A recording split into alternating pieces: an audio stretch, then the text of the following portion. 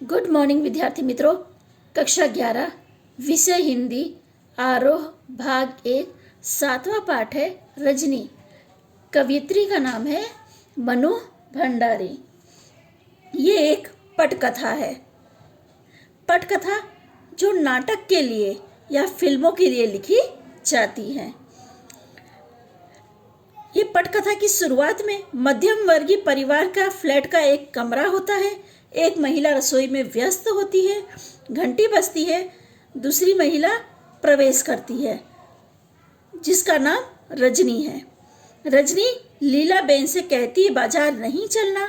उस पर लीला बहन कहती है कि नहीं, आज अमित का रिजल्ट है इसलिए बाजार नहीं चलना है। रजनी और लीला दोनों खुश होती हैं और आशा करती हैं कि अमित तो होशियार है, इसका अच्छा ही रिजल्ट आएगा। उस पर लीला बोलती है मैंने मिठाई मंगवाई है जो अमित को पसंद है, केसर रसमलाई मंगवा कर रखी है। तभी अमित का प्रवेश होता है। अमित उदास है, मुंह लटका हुआ है।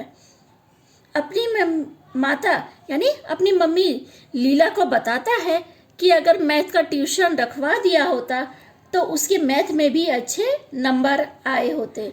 वो कहता है कि उसकी मम्मी ने उसे मैथ का ट्यूशन नहीं रखवाया जिसकी वजह से उसके बहुत कम नंबर मैथ में आए हैं। वो बताता है कि उसे सिर्फ मैथ में 72 नंबर ही मिले हैं। उसकी मम्मी पूछती है कि मैंने तो तुझसे पूछा था, तब तूने कहा था कि मैथ का पेपर अच्छा गया है, सफाई उफाई के नंबर काट कर 95 नंबर तो मिलेंगे ही, तो इतने नंबर कम कैसे आए। तब तक लीला उसका मार्कशीट उसके हाथ से लेती है और नंबर पढ़ना शुरू करती है। इंग्लिश में 86, हिस्ट्री में 80,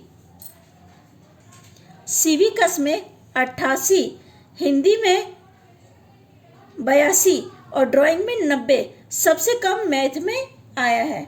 रजनी ने कहा मैथ में पेपर सही किया था। अब तक लीला उससे पूछ रही थी, अब रजनी उससे पूछती है तो वो कहता है हाँ तो कॉपी देखते हैं। ये बात रजनी कहती है। वह समझ जाता है कि रजनी समझ जाती है कि ट्यूशन की वजह से उसके मार्क्स काटे गए हैं, पर अमित पेपर देखने के लिए मना करता है। अमित अपने मैथ के टीचर का नाम बताता है, मिस्टर पाठक। मिस्टर पाठक ने उसे कई बार ट्यूशन के लिए दबाव दिया था, पर वो ट्यूशन नहीं रखने के लिए उसके माता पिता तैयार नहीं होते, क्योंकि जो बच्चे पढ़ने में होशियार हैं उन्हें ट्यूशन की आवश्यकता नहीं होती।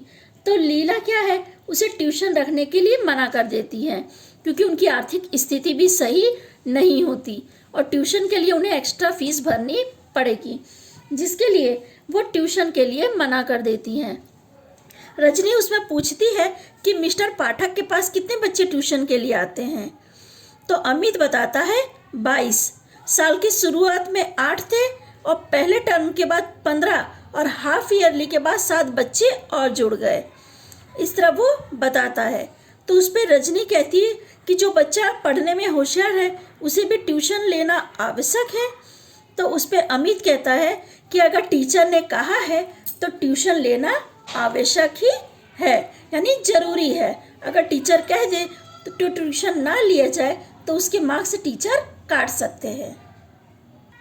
अमित अपनी मम्मी से झगड़ता है कि अगर तुमने मेरा ट्यूशन रखवा दिया होता तो मैं 6ठी पोजीशन पे नहीं आता, क्योंकि अमित पहली या दूसरी पोजीशन में क्लास में आता था।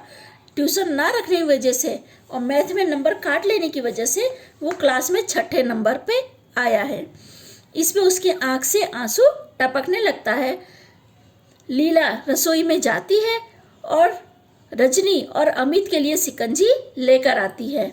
अमित शिकंजी पीने के लिए मना करता है, पर लीला के डांटने पर वो शिकंजी पीने के लिए हाँ कर देता है। रजनी उसके स्कूल के बारे में सब पूछती है और कहती है कि कल तुम तैयार रहना, हम लोग स्कूल चलेंगे, जिसपे अमित हिचकिचाता है। लीला भी मना करती है कि उसी स्कूल में पढ़ना है तो किस लिए मुसीबत लेना, अगली साल कहीं और ना हैरानी कर दे। अभी अमित जो है वो 7वीं कक्षा में पढ़ रहा है, अब उसी स्कूल में पढ़ना है तो उसके लिए उसकी माता हिचकिचाती है कि कहीं अगर झगड़ा कर लिए तो आगे अमित को हैरानी होगी। इस पे रजनी गुस्सा पड़ती है और कहती है कि बैठ के रो माँ बेटे। गुस्से में वहाँ से चली जाती है। लीला कोई चिंता होती है कि रजनी कोई नई मुसीबत ना खड़ी कर दे। इसके साथ पहला दृश्य समाप्त हो जाता है। नया दृश्य चालू होता है। हेडमास्टर के कमरे का दृश्य है।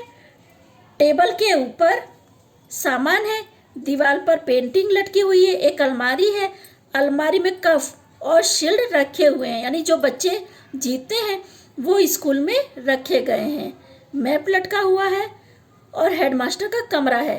हेडमास्टर बुलवाता है। रजनी अंदर आती है और कहती है कि 7वीं कक्षा में पढ़ने वाले अमित सक्सेना की मैथ की कॉपी उसे देखनी है, जिस पे हेडमास्टर कहता है कि हाफ ईयरली एग्ज़ाम की जो कॉपी है वो हम लोग नहीं दिखाते हैं। उस पर रजनी कहती है अमित ने मैथ का पेपर पूरा किया है परंतु उसके मार्क्स काट लिए गए हैं, तो मुझे देखना है कि अमित की गलती है कि टीचर जो ट्यूशन के लिए उसे दबाव दे रहा था उसने जानबूझ के नंबर काटे हैं। वह देखना चाहती है। हेडमास्टर फिर भी उसे कॉपी दिखाने के लिए मना कर देता है।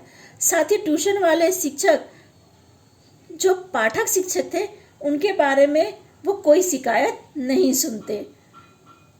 ट्यूशन का मैटर टीचर और बच्चों का है, इसमें हम लोग कुछ नहीं जानते। इस तरह हेडमास्टर कह के अपनी बात पूरी करते हैं। रजनी गुस्से में हेडमास्टर को कहती है कि आप कुछ नहीं कर सकते तो आप कुर्सी छोड़ दीजिए। यहाँ पर ऐसे व्यक्ति को बैठना चाहिए जो कुछ कर सके, जो ट्यूशन के नाम पे चलने वाले जो धांधलियाँ हैं उसको रोक सके, मासूम बच्चों को हैरान करने वाले टीचरों को स्कूल से निकाल सके। हेडमास्टर जाने के लिए कहता है। रजनी कहती है मुझे बाहर करने से अच्छा उन टीचरों को बाहर करो जो ट्यूशन के नाम पे धंधे के रूप में स्कूल में काम कर रहे हैं। हेडमास्टर गुस्सा हो जाते हैं, जोर से घंटी बजाते हैं और चपरासी अंदर आता है। चपरासी को रजनी को बाहर जाने के लिए कहता है, तो रजनी कहती है मुझे बाहर करने से अच्छा उन टीचरों को बाहर करो। फिर रजनी वहाँ से चली जाती है। चपरासी पे हेडमास्टर गुस्सा होता है कि कैसे लोगों को तुम अंदर भेज देते हो, तो उस पर चपरासी कहता है कि मैंने तो आपको स्लिप दी थी। हेडमास्टर गुस्से में उस स्लिप के छोटे छोटे टुकड़े करके फेंक देता है, जैसे उसने रजनी के छोटे छोटे टुकड़े कर दिए हों। इसके साथ ये दृश्य भी समाप्त होता है। नया दृश्य शुरू होता है। रजनी का फ्लैट, शाम का समय, घंटी बजती है, दरवाज़ा खोलते हैं तो रजनी का पति प्रवेश करता है। रजनी के पति का नाम रवि है। रवि प्रवेश करते हैं। यहाँ पे सिर्फ रजनी का पति लिखा है, पर आपको नाम याद रखना होगा कि उसके पति का नाम रवि है। तो रवि उससे पूछता है कि दोपहर में तुम बाहर गई थी, तो रजनी कहती है हाँ, आपको कैसे पता? तो उसका पति कहता है कि मैं फ़ोन कर रहा था, मुझे ऑफिस में फ़ाइल मंगवानी थी। तो रजनी कहती है कि मुझे क्या पता, जो आप फाइल भूल गए हो उसके लिए क्या मैं घर पे बैठा रहूं? तो उसका पति थोड़ा शांत होता है। उसके बाद पूछता है कि तुम कहाँ गई थी, तो वो पूरी चर्चा करती है। तो उस पर रजनी का पति जो है वो रजनी को समझाता है कि दूसरे के मामले में किस लिए मुसीबत मोड़ लेना। तो उस पर रजनी कहती है कि हमारा बेटा नहीं पढ़ता तो क्या अमित जैसे के लिए हमें आवाज़ नहीं उठानी चाहिए, या दूसरों के बच्चों के लिए हमें आवाज़ नहीं उठानी चाहिए? जो गलत काम है उसके लिए हमें आवाज़ उठानी चाहिए। रजनी का पति कहता है क्या हमने ठेका लिया है सारी दुनिया का? उस पर रजनी गुस्सा पड़ जाती है कि क्या दूसरे बच्चों के लिए हमें आवाज़ नहीं उठानी चाहिए? ये जो बच्चों के साथ हो रहा है ये गलत है, हमें सभी के लिए आवाज़ उठानी चाहिए। यहाँ पे लीलाबेन और उनके पति का नाम कांति भाई है, यानी अमित के माता पिता का नाम लीलाबेन और कांति भाई है। तो आगे रजनी कहती है कि ऐसे ऐसे हजारों बच्चों के लिए हमें आवाज़ उठानी चाहिए जो लोग कुछ नहीं करते और ट्यूशन के नाम पे चले आ रहे रैकेट को चुपचाप बर्दाश्त करते हैं। इससे पेरेंट्स को आगे आके बोलना चाहिए जिससे सभी बच्चों को सहारा मिल सके, क्योंकि जो बच्चे कैपेबल नहीं हैं वो बच्चे ट्यूशन कैसे करेंगे। उस पे उसका पति चुपचाप दोनों हाथ से माथा पकड़ के शांति से बैठ जाता है। इसी के साथ दृश्य खत्म होता है। आगे की चर्चा हम लोग अगले वीडियो में करेंगे।